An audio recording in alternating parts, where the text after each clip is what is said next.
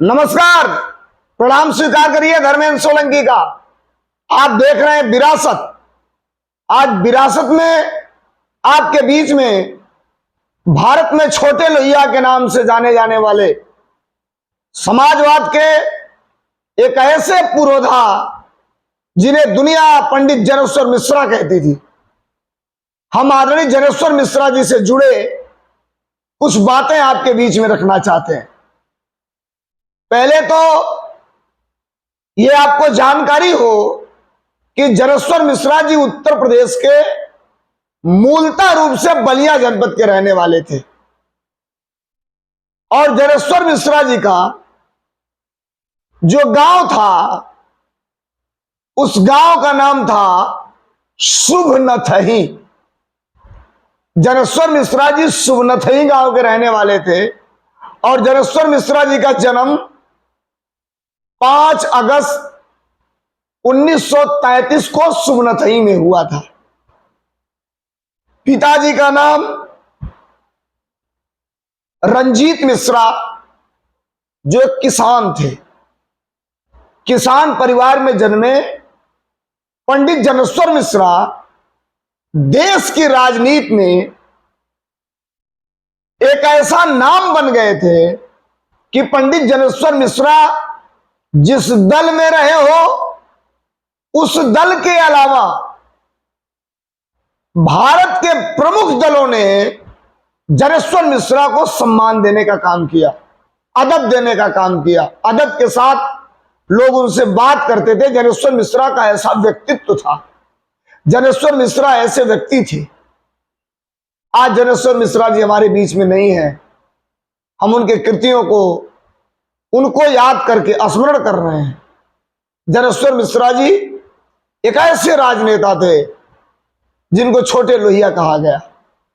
आइए थोड़ा सा जनेश्वर मिश्रा जी के ऊपर प्रकाश डालते हैं। जनेश्वर मिश्रा जी मोरारजी देसाई, चौधरी चरण सिंह, विश्वनाथ प्रताप सिंह, श्री चंद्रशेखर सिंह, एच.डी. देवगौड़ा और इंद्र कुमार गुजराल के मंत्रिमंडल में मंत्री रहे। यानी जो व्यक्ति 7 बार कैबिनेट मिनिस्टर रहा। कितने बार?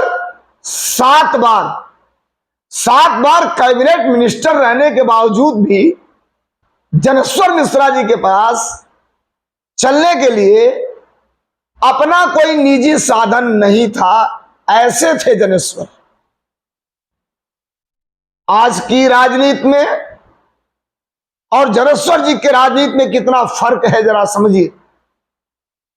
समाजवाद के एक ऐसे योद्धा, एक ऐसा व्यक्तित्व जो जब तक जिंदा रहे तब तक लोकसभा राज्यसभा मिला के किसी न किसी सदन के मेंबर रहे, लेकिन उसके बावजूद भी सादा जीवन जनेश्वर जी ने जिया। जनेश्वर जी अपने गांव से प्राथमिक स्तर की शिक्षा पूरी करने के बाद इलाहाबाद चले आए और इलाहाबाद 1953 में आए जनेश्वर मिश्रा जी पढ़ाई करने के उद्देश्य से। और 1953 में जनेश्वर जी जब इलाहाबाद चले आए तो इलाहाबाद ही उनका कार्य क्षेत्र बन गया। रहने वाले बलिया के कार्य क्षेत्र बन गया जनेश्वर जी का इलाहाबाद। अक्सर आप तमाम लीडरशिप को देखे होंगे, नेताओं को देखे होंगे। देश के बड़े से बड़े नेता जन्म किसी दूसरे जिले में, किसी दूसरे स्टेट में, राजनीति किसी दूसरे स्टेट में, किसी दूसरे जिले में जाके किए पूरे जीवन भर। जनेश्वर जी तो आए पढ़ने इलाहाबाद और इलाहाबाद पढ़ाई पीरियड में ही इलाहाबाद जिनकी कर्मभूमि बन गई।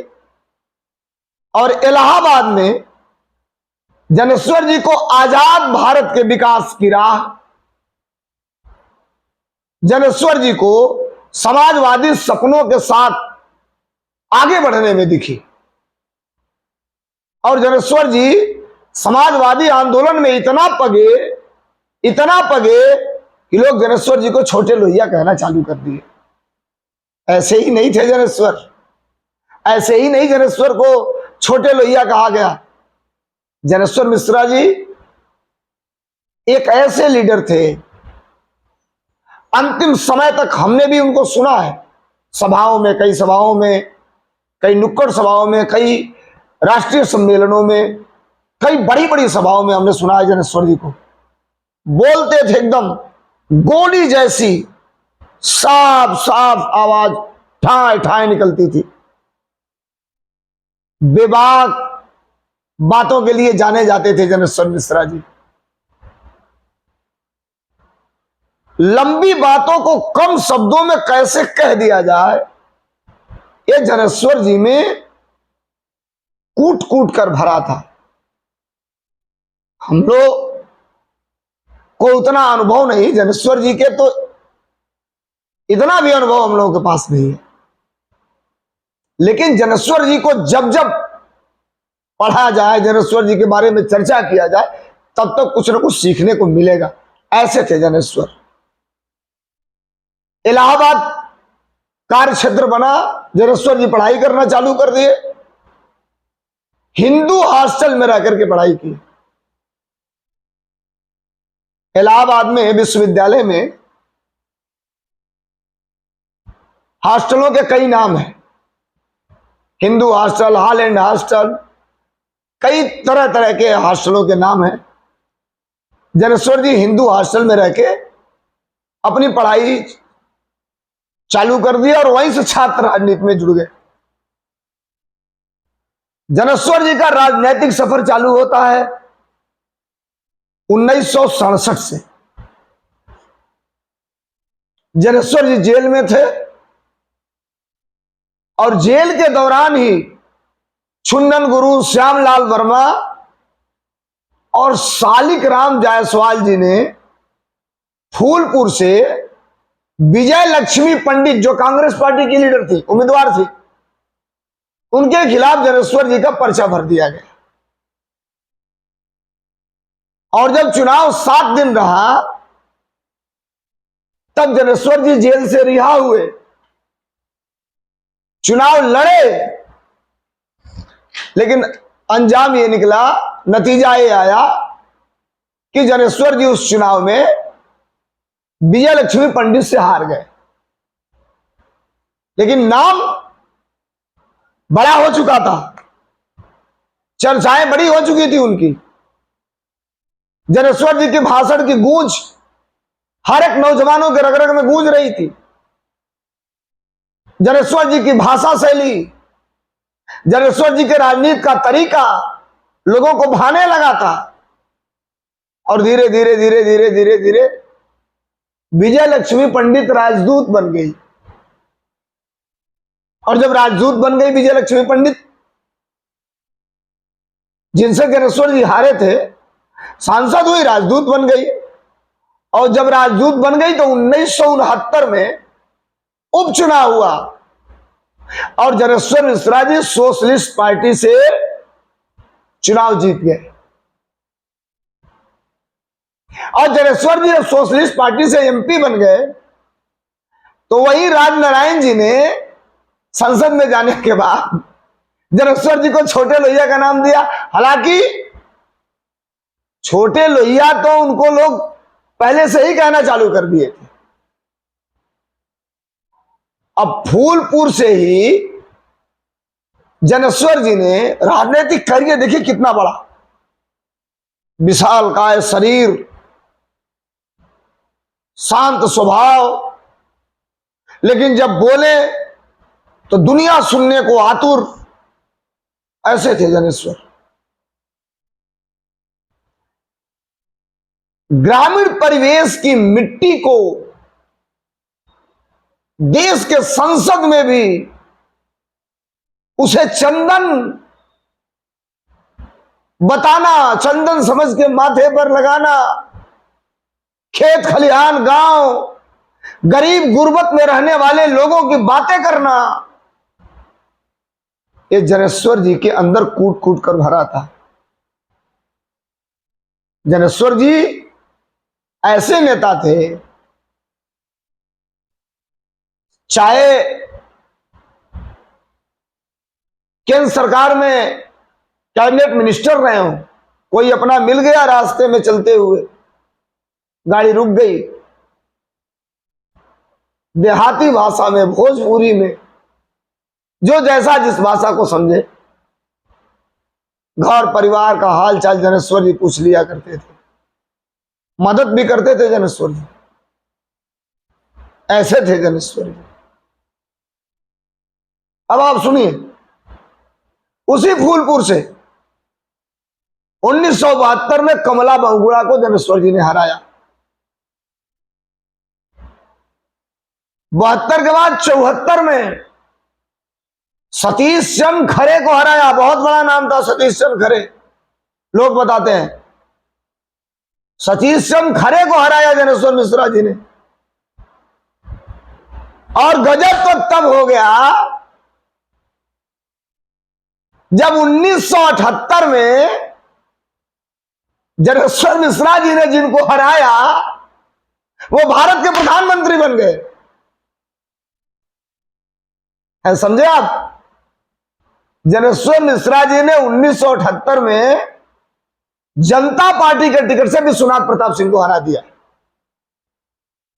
और परिस्थितियां ऐसी आई कि विश्वनाथ प्रताप सिंह भारत के प्रधानमंत्री बने। पहली बार जनेश्वर जी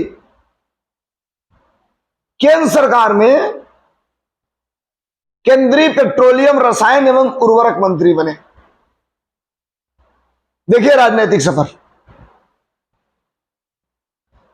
पहली बार केंद्र सरकार में पेट्रोलियम रसायन एवं उर्वरक मंत्री, स्वास्थ्य खराब हो गई उनकी।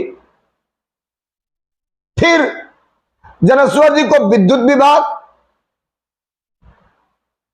यानी ऊर्जा मंत्रालय और खनन मंत्रालय भी दिया गया। इस विभाग के भी मिनिस्टर है जनेश्वर जी।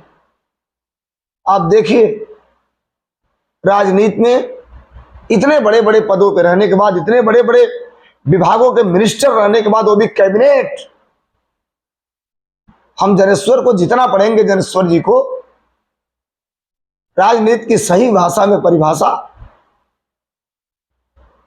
हमें देखने को मिलेगी, सुनने को मिलेगी, पढ़ने को मिलेगी।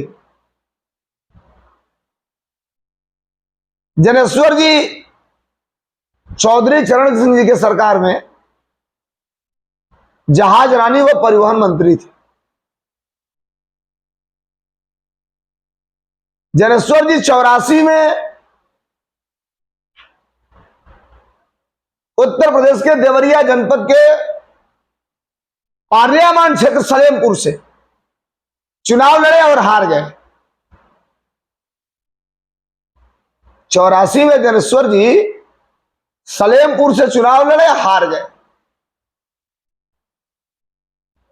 और जब हार गए तो 89 में फूलपुर से लड़े और फिर कमला बहुगुणा को हरा दिया।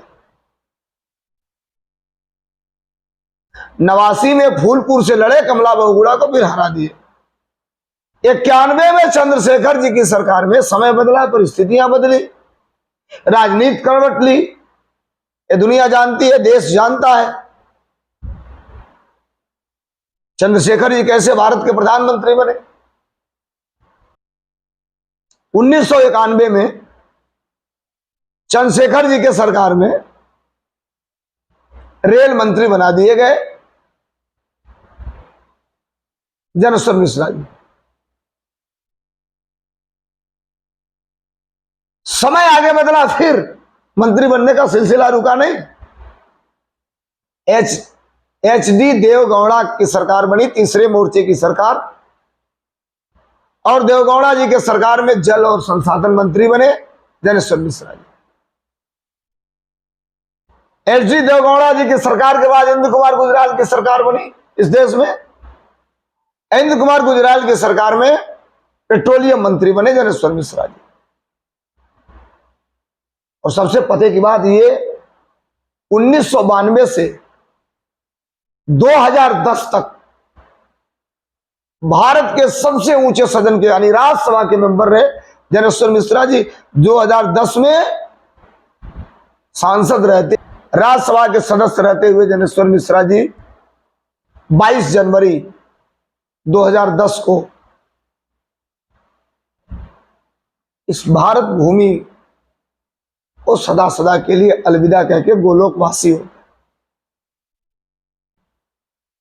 हमने इतना आपको बताया। जनेश्वर जी को विस्तार से अगर कहा जाए तो घंटे लगेंगे, कई घंटों लगेंगे। ऐसे थे जनेश्वर। कभी कभी जब बात आती है, गोष्ठी होती है, एक दिन एक गोष्ठी में मैं गया था, लिखा था पीछे, बिरले थे जनेश्वर। और जनेश्वर जी के नाम पर उत्तर प्रदेश में समाजवादी पार्टी की जब सरकार बनी तो समाजवादी पार्टी की सरकार ने एशिया का सबसे बड़ा पार्क जनेश्वर मिश्रा पार्क बनवाया। अमर हो गए जनेश्वर जी, उनकी कृतियां अमर हैं, उनके द्वारा दिए गए भाषण अमर हैं, सामाजिक स्तर पे समाज के लिए किए गए काम अमर हैं। फिर शायद इस धरती पर कोई दूसरा जनेश्वर पैदा हो या न हो, इसीलिए कहा गया है बिरले थे जनेश्वर। इजाजत दीजिए धर्मेंद्र सोलंकी को, फिर मिलते हैं किसी महापुरुष के जीवन को लेकर के। तब तक के लिए आप सबको प्रणाम, आशीर्वाद दीजिए धर्मेंद्र सोलंकी को। बहुत धन्यवाद।